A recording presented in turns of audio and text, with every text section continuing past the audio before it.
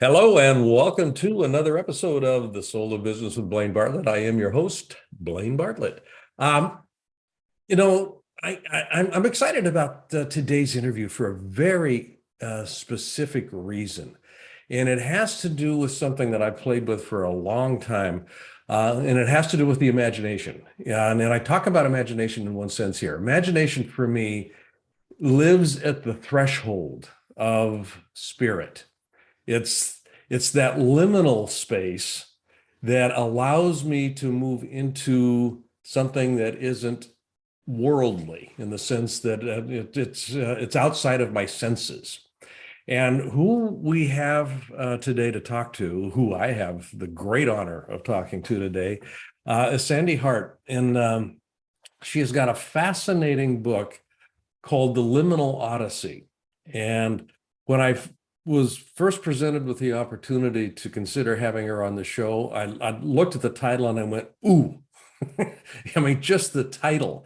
Yeah, the idea of liminal, liminal is that space that kind of lives between what is, what's now and what's next. Kind of that place of unknown, which can be frightening for people. And it can also be exhilarating. And so, yeah, Sande's done all kinds of work. I mean, one of the things that I'm fascinated with here is, and I'm just going to, recite a couple of things here. She's, first of all, being inducted into the Women's Oral History Library at Claremont College. And Claremont is a fascinating place to begin with. Warren Bennis, came from there. And I spent some time with Warren a number of years ago, doing some work. She's founded and served as the director of the Charter for Compassion's Women and Girl Sector. So Compassion, and this is one of the reasons I was so excited about having her on the show, with my book, Compassionate Capitalism, A Journey to the Soul of Business. There's a liminal space that's involved with that. So that's me on my soapbox right now. I want to just stop talking for a moment here and have Sande say hello. So Sande Hart, welcome to The Soul of Business. I am delighted to be here, Blaine. Thanks so much for having me and saying yes. Yeah. Oh, my, saying yes was easy. Saying yes was you had me at hello, sort of a thing. Okay. So talk to me a little bit about your journey here. I think a little unusual in the sense that not a lot of people consciously, deliberately, and intentionally will go into an exploration of this liminal space concept. We kind of stumble into it sometimes. I know when my wife passed 12 years ago, I was dropped right into the middle of the unknown. And it was a transformative experience in so many ways. But how did you get interested in this? How does it inform the work that you do? And I'll just open the door here. Let's see where we go, because I'm interested in how this applies to the soul of business.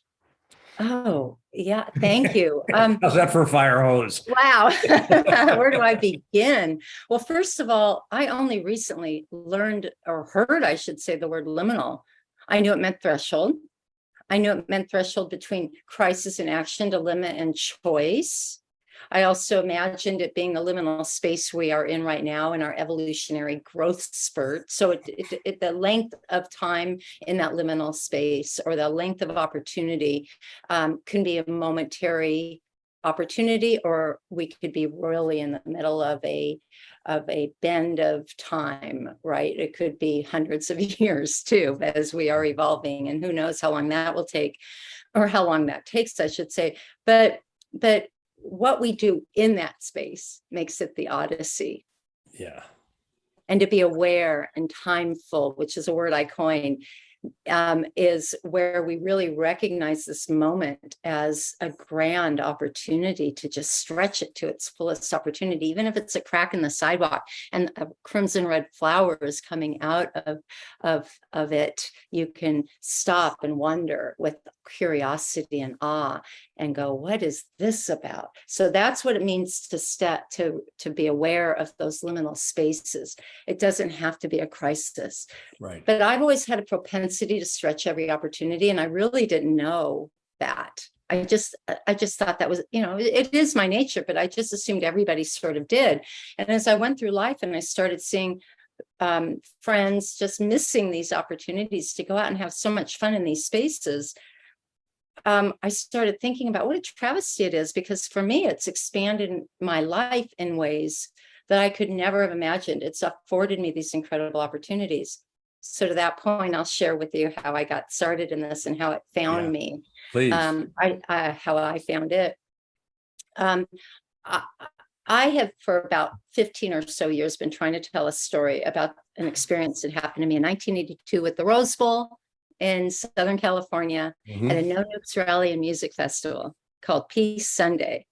It was a cause concert.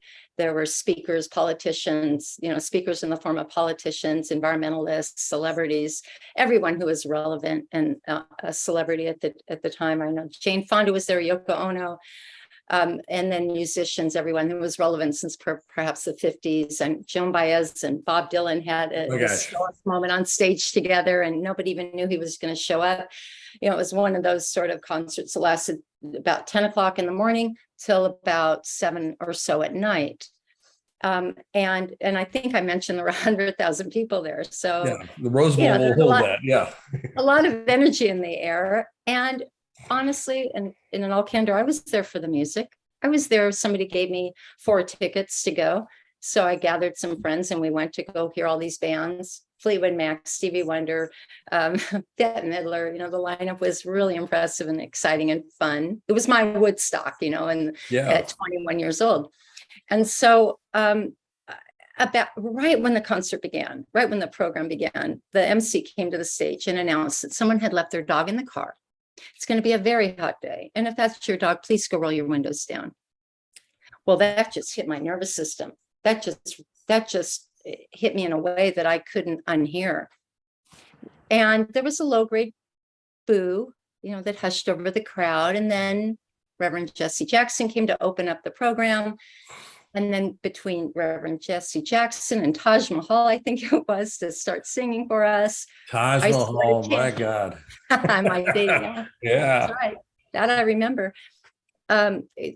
Started singing. I started chanting, because surely they can hear me. And if I chant, it'll get there for sure. What about the dog? What about the dog? What about the dog? I was incensed. I could hear nothing else. And I didn't really have a choice in the matter to lift my voice. I just did. It was an impulse that I had. And I was drowned out, but my next moment came after Taj Mahal was tearing down and the next speaker was coming to the stage. But now my friends started in with me. We got drowned out. This happened a couple more times before our entire section was chanting, what about the dog? And it was coming now from the other side of the stadium, which is when I knew this was something meaningful. I still get full body right now, even telling the story, and I tell it all the time. About 7 o'clock, when Mr. Stevie Wonder was led to the microphone because he was going to ask us for 5 minutes of silence to pray for peace, the MC came back and said, so you want to know about the dog? Because this had gone on all day long. There was no moments of silence. And so she goes, the dog is fine. And I just remember trash flying in the air, and I think that got a bigger applause than anybody that day. But there was something there, and over time I forgot about it. And about 15 years or so later, 25 years later, I was having to go at a very spontaneous invitation to come to the top of a room at a small gathering of leaders in the interfaith work that I do, and to tell an interesting story about ourselves, because we were spending the weekend together at this retreat. And let's just start like that. well, I didn't think I had an interesting story, but that one came out of my mouth.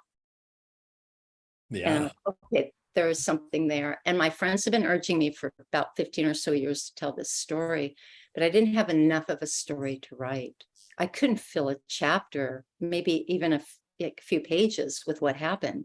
Pretty much everything I just said to you, until I heard this word liminal. And for perhaps the third time, I picked up a pen and started writing this story and thinking, what was going on in me that day? What was it? And I started thinking about, okay, there was some reverent listening there. So I started writing about that. And then before I knew it, all these other stories just proliferated out of me, 11 more stories, real stories that each were anchored in some skill or quality or element of or a condition, such as recognizing the trust frequency that was happening in me at that moment. In that particular story, or some of the baggage I had to drop in terms of recognizing and understanding what generational trauma was about, and these patterns I was living in, and assumptions I was carrying, and my awareness started to peak, and then cultivating synchronicity started appearing, and a couple of the stories, including the one entitled Cultivating Synchronicities, happen in real time as I'm writing the pages. Real crazy, wild, miraculous things happen to me as the words are coming out of my fingertips. And so that's how the rest of the book went. Of course, I couldn't tell the story 15, 20 years ago because I hadn't lived enough of my life, or I didn't know these skills. That's timeful. Timefulness, yes. Kairos time also. That's another one, understanding Kairos time, God's time, Spirit's time. Yeah, Kairos, yeah. I love this, Sandy. This, I mean, I've got chills here just as you're speaking about this. The idea of that voice, what about the dog? One voice, 100,000 people eventually taking it on. One voice. How often do we find ourselves not listening to that one voice? And I'm talking about being personal here, just that voice inside me that animates me. That voice that animates my business, that one voice that gets drowned out by the cacophony of everything that's going on around me. Mm-hmm. And taking the time to breathe and to entertain the question, what about the dog? Yeah. And that's a meme. It's a wonderful metaphor. What about the dog? What about the dog? Yeah. I mean, I'm going to use that as part of my meditation. What about the dog? Just kind of drop into something here that begins to evoke something else. That's, folks, that you're listening here. I mean, I really want you to pay attention to what Sandy's actually illustrating, because for a business, we get so consumed on a daily basis with the activity of busyness, the activity of business, that we don't hear that voice. What about the dog? And it's an opportunity that's missed. It's an opportunity. And the idea of liminal space, it's this notion of, it's a passage into unknown growth. It's a passage into unknown potential. And unknown being the key word here. I can't be in a place to move into that until I quiet myself enough to sit with the question, what about the dog? That's all it is. Awareness of our autonomic nervous system also helps, right? Mm-hmm. We have this newly developed part of our brain, the limbic system, that regulates our nervous system. Recognizing who's in charge in terms of our archetypal presence in that moment, who is really driving the ship right now, awareness of who we are. So we are as prepared as possible to midwife this unknown place that's calling us, right? You talked about the unknown. We don't know where we're going, but we know we're on our way. And by the way, that was a quote of a Baptist reverend who raised his big fist when someone says, where's this compassion movement going? And he stood up in the aisle. Well, he didn't stand up. He's 7 foot tall, and he goes like this. And he, by the way, was a civil rights activist with Dr. King himself. Yeah. We don't know where we're going, but we know we're on our way. And I can't get that out of my heart, because it's our responsibility and our privilege, and the responsibility and the privilege of business. And by the way, this stuff's profitable.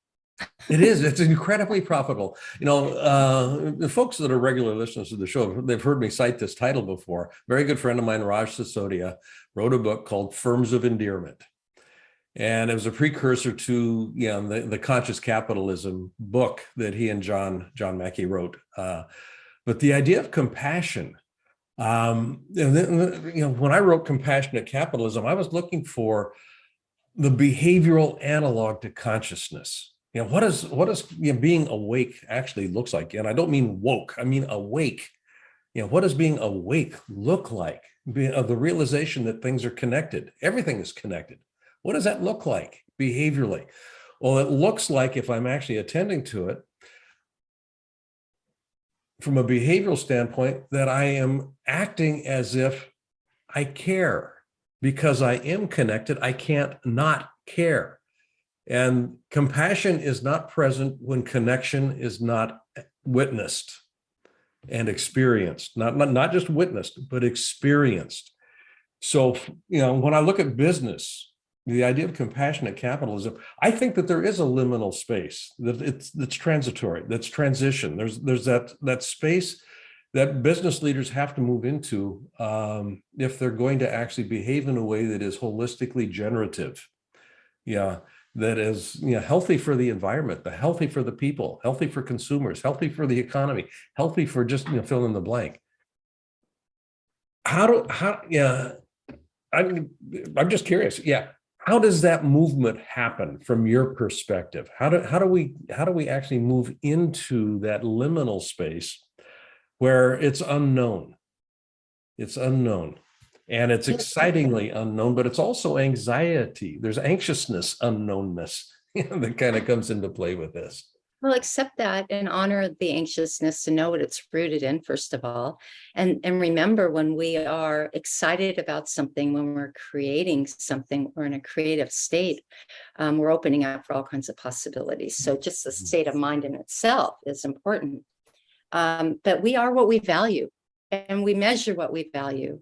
Dr. Riane Eisler, The Real Wealth of Nations. She's I've done a number of things with Dr. Eisler, hosted her. I consider her a dear friend. She's developed the social wealth economic indicators. Indicating that, the gross national product does not represent where the value of our country is. The value of our country is in care and caregiving. It's in the compassion. It's in the caregiver, because we're growing, we're growing a system through our next generation. So the value that we put in any given place is what we're going to measure. And perhaps it's a good idea to question the assumptions of what we're measuring. And that's just part of this. That's part of what the Liminal Odyssey, my ultimate desire would be, if I had one, because there's something for everybody. It's all very different because my stories are all so unique. But the ultimate, what would tickle me to no end, is to know that we are evolving in terms of that level of assumption, and this, we can't blame our current situation on this. This goes back to 900 CE. This goes back to actually the agrarian age, where we learned to commoditize our planet and separate ourselves from our planet. That condition of separation, like we have dominion over the seed. Where did we come from? We are of the sea. We don't have dominion over the sea. It's interesting. I mean, you just mentioned that, the blood, the composition of the blood is essentially the same composition as seawater. Oh. Which. Wow. Yeah. My first thought is gross. I really should look at that. But it's chemically, I mean, there's just, there's not a whole lot of difference. This is why you can get a saline transfusion. yet what the image I've gotten is to have reverence for our city, for reverence what runs through our streets.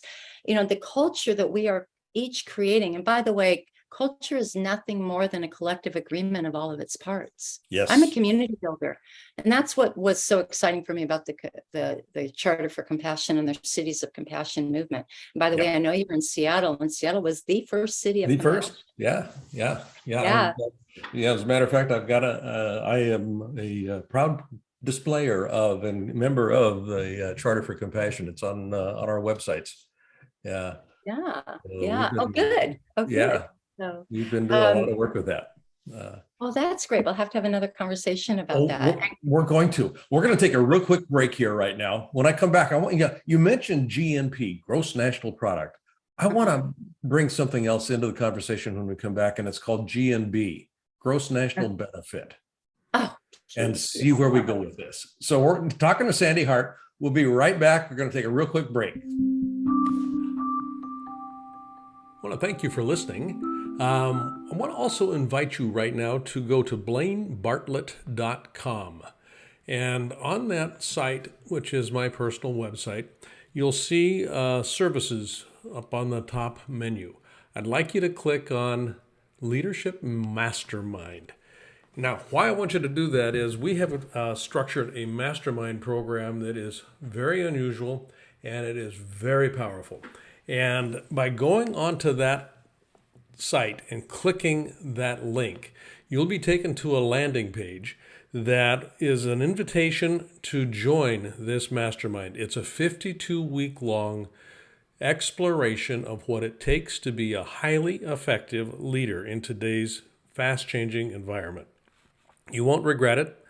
And if you've been liking what you've been listening to on these Soul of Business podcasts, how does one become a leader that can keep connection to the soul of business?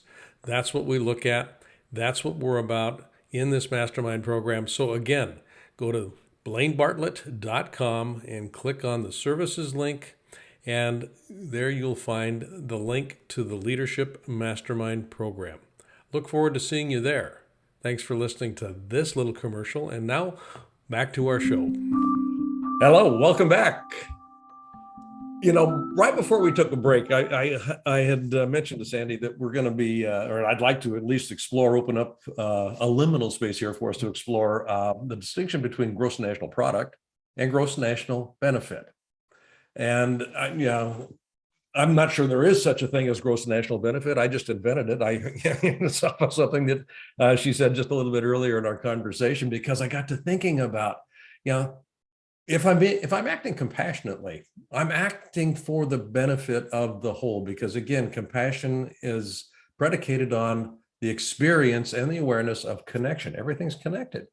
So, the Charter for Compassion, benefiting the whole. I mean, this is what my work is about. How business taking responsibility for the whole, businesses activities being conducted in a way that the whole benefits, not just a chunk of the whole benefits.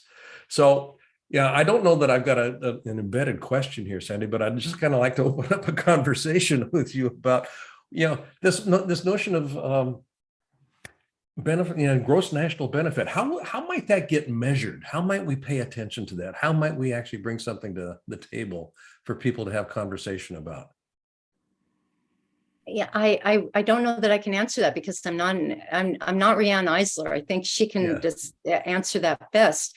But there is such a thing as gross national benefit, not just, and because you've coined that and because you've named it into being, there is, because it's now asking the question, what is it? Mm-hmm. And that would be a question for CEOs and mid-level managers and managers at the lower level of management, which in my opinion are really the higher level of management. Yeah, absolutely. Right? But how it's understood. And so what is that? What does that look like? And I'd ask that question to corporate executives and the like, because they know, perhaps they're, I think it's that culture, that concept of culture that it's what we agree upon. Yeah. So I don't know the answer for the economic, stability of a corporation. There, I know the B Corps Mhm. and there are corporations out there. And the Charter for Compassion has an entire section on business. Yes, it does. And so, but when we operate in a state of enlightened interest, this is what it means to be a spiritual activist. This language is very warm and fuzzy, right? So how do we Mhm. speak the language? And this is really important and I think you're the perfect candidate, the perfect soul to bring this to the corporate world. Well, Is that notion of enlightened interest, enlightened self-interest, that was actually, what Adam Smith, The Wealth of Nations, when he talked about the invisible hands of commerce, he was really talking about enlightened self-interest. He recognized that, human beings are self-interested. We look for our own benefit, but enlightened self-interest, and this goes back to his first book, The Theory of Moral Sentiment, which he wrote about 14 years before he wrote The Wealth of Nations. That morally present individuals will act for the greater good, as well as acting for themselves. It's not an either or, it's an and. And it's in that and that benefit gets derived, which is the wealth of nations. It just kind of runs from there. That got polluted many, many, many years ago, and we don't operate that way, today, for the most part. In many ways, there, however, are some indications that is shifting, and so I guess where I'm riffing, to that will, I'll culminate with this is the liminal space that occurs when I'm asking a question, what about the dog? What is, these are living questions. These are living questions. These are not questions that are, when I ask about, how would you play with gross national benefit? I know there's not an answer. But what I ask, a question that is a living question, it causes movement. And that's what question, a really well-formed question will cause movement. It doesn't seek an answer, it seeks movement. And that's the power of a well-structured question. And I'm not claiming that, what's gross national benefit? This is a well-formed question. But, in your experience in the work that you do in the book, it's an odyssey. There's journeys involved. And as we kind of close this off here, can you talk a little bit about your own journey from the perspective of what's a living question that has kept you in the game of life and living life in the fullest way that you possibly can? Am I in my integrity? I constantly ask myself that question. Am I in my integrity? And that's not a judgy statement on my morality, because I'm pretty okay with that. Yeah, I think I'm a moral, upstanding person. And, and I've gotten more so as I've gotten older and saw the benefit of it as I've grown into it. Yet, am I in my wholeness? Am I living my authentic, true soul purpose? Am I following my sacred marching orders? And my question is always to my soul, because when you ask your soul that question, it removes the filter of the system of domination, that fear, which we could go into when we're talking about white corporations. Where could we go with that? Let's talk about fear of responding and just get that bottom number, just get that dollar coming in. It doesn't matter what happens. We'll worry about tomorrow. Mm-hmm. Or who, we don't have compassion for those who are suffering at the hand of this. And I can name a couple of corporations right off the bat, which I won't, but that are, to make their dollar, is really destroying cultures.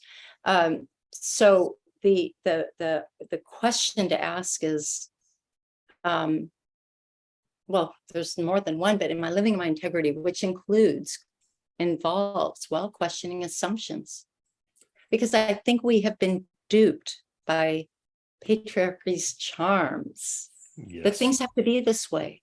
We have to hurry. I mean, look at television commercials. We're thrown about, I think I counted once, 30 in maybe 15 minutes, I saw 30 commercials, maybe more. And they're all how I can be richer, prettier, thinner. If I buy their stuff right now, I don't have time to stop and think about, is that what authentic happiness is? But I do have enough time to remember the phone number to call. So, are we being played here? And I think we've been duped. And this is again, we have. Yeah. So, but it's time. We have a responsibility and a privilege to step into those spaces, be timeful, question, and then discover and disclose our soul's purpose. And when we all show up in that way, we are all operating in enlightened self-interest. Yes, we are. Yeah. The idea of authenticity. Yeah. The way that I've ended up defining that in the work I do, it's what's left when I stop trying to impress you. It's just what's left. I mean, it's pretty simple. It's when I stop trying to manage the way that you see me, what you get is me. And there we go. And advertising today is all about managing how we see the product and how I could go on forever on this. We're not going to. So can I. Folks, we've been listening to Sande Hart. Sande, where can people find out more about the work that you're doing? liminalodyssey.com. And I have a little special offer for you. If you buy the book from the website and use the promo code Alchemy, you'll get a little discount, free shipping, and a little gift inside that hopefully will surprise and delight you. All right. I'm going to cancel my Amazon order and order directly from you. Well, yes, I hope. Please do. Please do. Okay. Yeah. Liminalodyssey.com. I'll have all this in the show notes. Sure. Folks, pick the book up. The full title, The Liminal Odyssey, the alchemical power of the spaces in between. The spaces in between. What's between the facade that I project to the world and the soul that actually brings life to who I am and what I do? That's the challenge. That's the question. And actually, the real question is, what about the dog? Yeah. What about the dog? Play with that question. Honestly, play with that question. It's a very cool question. What about the dog? There's something inside me that wants to woof. I think it's the question we'll be asking ourselves until we evolve as humanity. I think that's true. That's true. I hope so. Sande, thank you for sharing. I've loved this conversation. I could just carry this on forever. I'd love to have you back if you're open to it. Anytime. Okay. Anytime. Folks, you've been listening to The Soul of Business with Blaine Bartlett. I am your host, Blaine Bartlett. Check out my website, blainebartlett.com. There's some stuff up there. We're always posting new material. As most of you know that listen to this show, probably, 100% of my, if not close to 100% of my IP is all available for free in some way, shape, or form. So, snoop around the website. You'll probably be surprised with what you can find and use. Until next time, consider yourself to be a center of distribution, not a center of accumulation, and go out and play. Take care. Bye.